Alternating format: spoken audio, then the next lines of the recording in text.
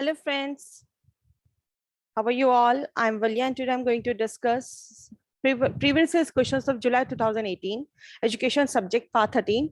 So in the previous sessions, we have completed part 12 and we have completed almost 60 questions.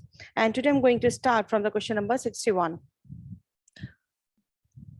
The right to free and compulsory education at primary education level is ensured by our constitution under कौन से act के अंदर हमारी right to free and compulsory education हुआ था primary level पे, वो आपको बताना है. Article 21A of 2009 act, article 21B of 2002 act, article 45 of directive principles या फिर आर्टिकल 21A of 2002 एक्ट. तो अगर हम इनके बारे में एक बार थोड़ा सा पढ़ लें तो हमारे लिए आंसर देना बहुत आसान हो जाएगा. जो फंडामेंटल राइट्स होते हैं सिटीजन्स के, जो कि हमें कॉन्स्टिट्यूशन के थ्रू मिले हुए हैं, have established the spirit of equality and have helped to preserve individual liberty. That means कि जो आपको फंडामेंटल राइट्स हमें कॉन्स्टिट्यूशन की तरफ से मिले हैं वो हमें इक्वालिटी देती है, हमारी जो एक फ्रीडम है, इंडिविजुअल फ्रीडम है, वो हमें प्रोवाइड करती है. जो कुछ आर्टिकल्स हैं जो फंडामेंटल राइट्स के अंदर आते हैं, वो उनमें से कुछ ऐसे हैं जो स्पेशली बेयर करते हैं एजुकेशन को इंडिया में. जैसे आपका article 21A of 2002 act at elementary level. ये दो आर्टिकल्स हैं, एक है एलिमेंट्री लेवल के लिए और एक है प्राइमरी लेवल के लिए. तो दोनों को एक बार अच्छे से पढ़ लेते हैं तो पता चल जाएगा कि क्वेश्चन में प्राइमरी लेवल पे क्वेश्चन पूछा गया है, अगर नेक्स्ट टाइम एलिमेंट्री लेवल पे क्वेश्चन आता है तो आप आंसर प्रॉपर्ली दे सकें. जो कॉन्स्टिट्यूशन था 86 amendment act 2002 inserted article 21A in the constitution of India to provide free and the compulsory education of all children in the age group of 6 to 14 years. मतलब 6 से लेके 14 साल तक के बच्चों के लिए ये प्रोवाइड किया गया था. In such a manner as a state may by law determine 86 amendment के थ्रू दिसंबर 2002 में आर्टिकल को किया गया था status of right for ensuring quality in educational expansion at the elementary level के लिए. फिर दूसरा आर्टिकल्स भी इसके अंदर क्योंकि गिवन थे, जैसे आर्टिकल 45 ऑप्शन में था आपका डायरेक्टिव प्रिंसिपल्स के लिए, स्टेट पॉलिसी के लिए. ये किस चीज के लिए होता है? Under part 4 of the constitution state that the state shall endeavour to provide within a period of 10 years from the commencement of this constitution for free and compulsory education for all children until they complete the age of 14 years.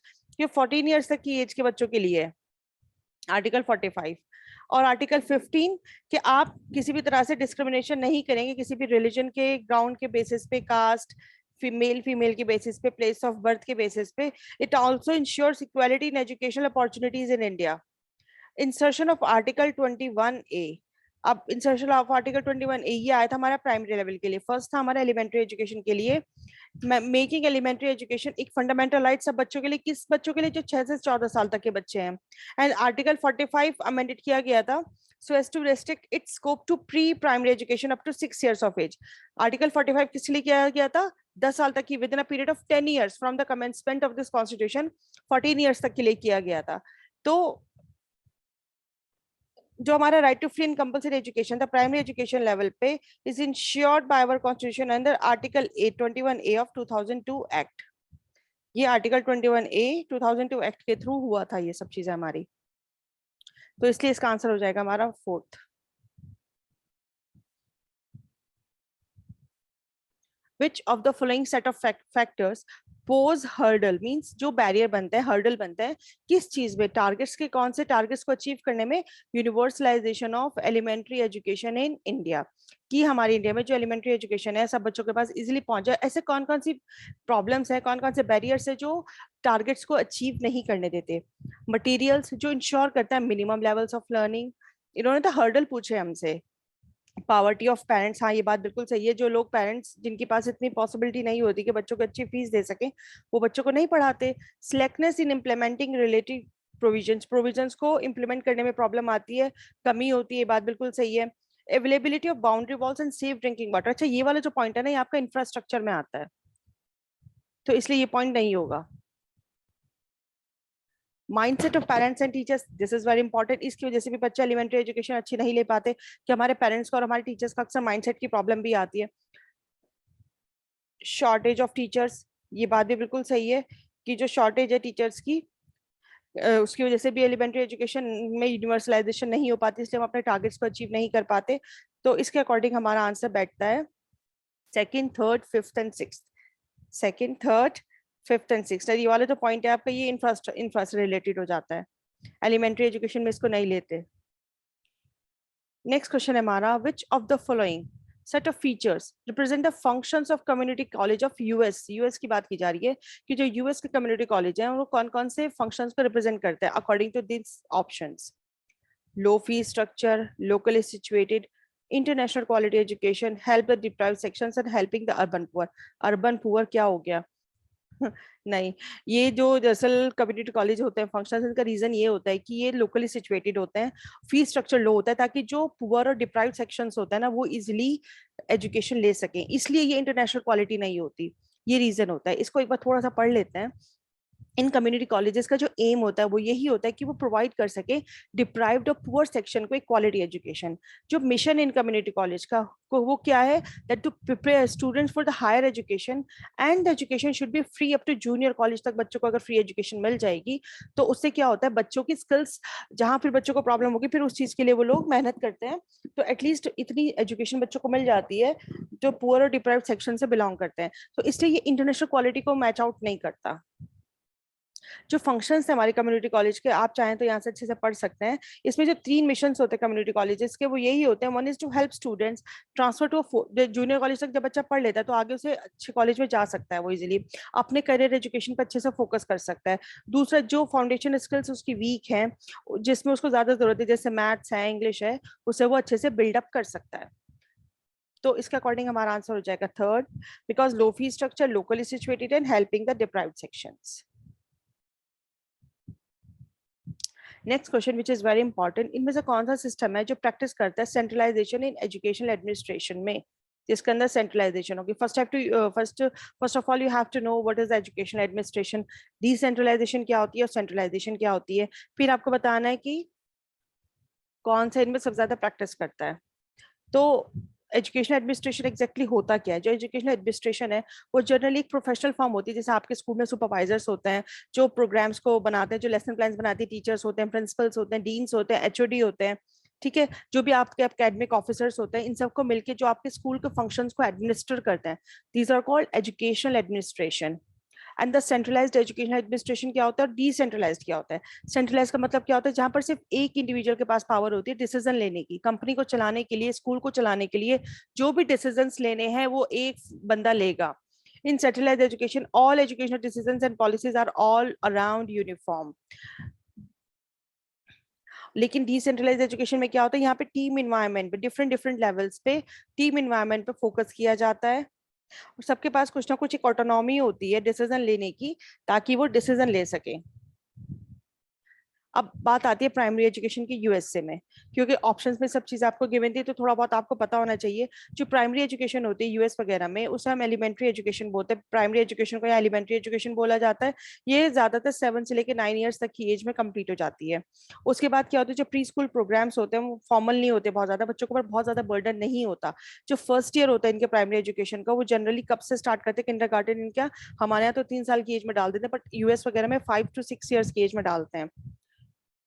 और elementary schools जो होता है वो normally continue करते हैं आपके 6 grade तक, जब तक वो कंप्लीट होता है बच्चा 12 साल का हो जाता है, जब तक एलिमेंट्री कंप्लीट होता है। तो इनके एजुकेशन लेट स्टार्ट करते हैं ताकि बच्चों के ऊपर बहुत बर्डन ना हो, इनके अब बच्चों पे बहुत फोकस किया जाता है।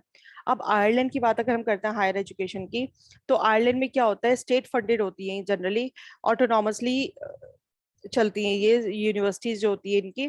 7 universities in Ireland, each offering a range of undergraduate and postgraduate degree programmes across a wide spectrum general study areas. जो 7 यूनिवर्सिटीज आयरलैंड की, उनके यहाँ undergraduate postgraduate degree programmes होते हैं ताकि बच्चे इजिली अच्छे से एजुकेट हो सके। फिर बात आती है हमारे प्राइमरी एजुकेशन इन यूके की। अब यूके में किस तरह की एजुकेशन है, यहाँ पर सेंट्रलाइज एंड डिसेंट्रलाइज दोनों फॉर्म में होती है प्राइमरी एजुकेशन।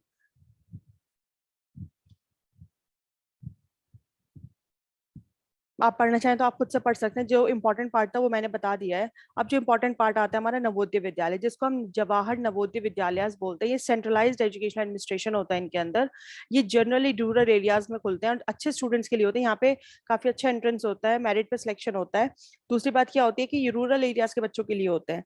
ये जो हमारे जवाहर नवोदय विद्यालय होते हैं ये रेजिडेंशियल होते हैं, यहाँ पे हॉस्टल्स भी होते हैं, को एजुकेशनल स्कूल्स होते हैं, सीबीएसई से एफिलिएटेड होते हैं। और इनकी जो क्लासेस होती हैं 6 to 12 स्टैंडर्ड ज्यादातर इनमें देखे जाते हैं। और इनका जो एजुकेशनल एडमिनिस्ट्रेशन होता है वो सेंट्रलाइज्ड होता है। दैट मींस एक बंदे के पास पावर होती है डिसीजंस लेने की, सबके पास ऑटोनॉमी नहीं होती डिसीजंस लेने की। तो हमारा जो आंसर है वो यही है कि नवोदय विद्यालय जो इंडिया में वो प्रैक्टिस करते हैं मोस्ट ऑफ द टाइम और मोस्ट की सेंट्रलाइजेशन होना चाहिए इनकी एजुकेशन एडमिनिस्ट्रेशन में।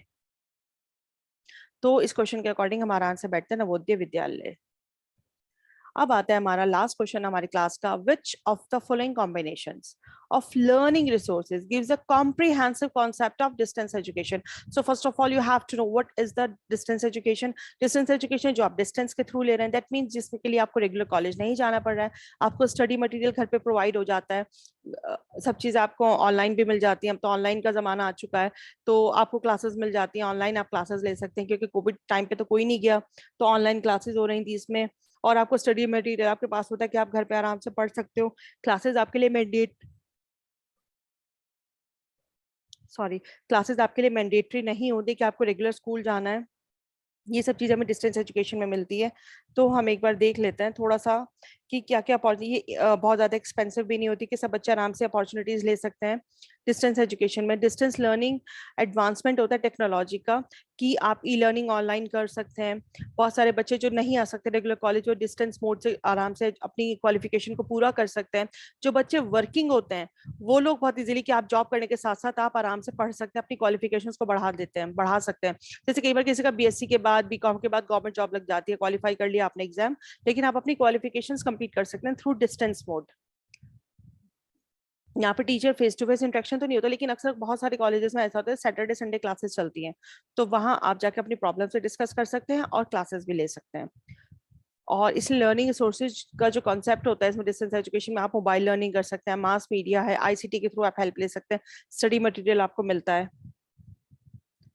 तो इसमें हमारा मोबाइल लर्निंग, तो टीचर टॉट इंटरेक्शंस आपके नहीं होते, तो इसलिए ये नहीं हो सकता वो, क्योंकि आपका वीकली होता है, मंथली होता है। मास मीडिया से आप ले सकते हैं हेल्प, आईसीटी से ले सकते हैं, प्रिंट मटेरियल से ले सकते हैं। तो आंसर हो जाएगा हमारा फर्स्ट। तो ये था मेरा आज का लेसन। नेक्स्ट क्वेश्चंस में नेक्स्ट उसमें कराऊंगी आपको। Thank you friends, stay blessed and enjoy learning.